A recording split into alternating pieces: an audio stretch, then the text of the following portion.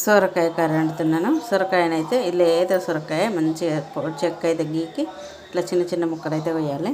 దాంట్లో కావాల్సిన పదార్థాలు పచ్చిమిరపకాయ, ఉల్లిగడ్డలు, గిన్నె అయితే పెట్టి ఆయిల్ వేసి ఆయిల్ కాస్త వేడైన తర్వాత జీలకర్ర, కొన్ని ఆవాలు వేసి అవి చిటపట అన్న తర్వాత ఉల్లిగడ్డ కూడా అవి అయితే వేగినాయి. పచ్చిమిరపకాయలు అవి అయితే కాస్త ఫ్రై అయిన తర్వాత పసుపు గోలిన తర్వాత కొంచెం అల్లం కూడా వేసేసి కొంచెం ఉప్పు కూడా వేసి ఇప్పుడైతే ఫ్రై కానివ్వండి.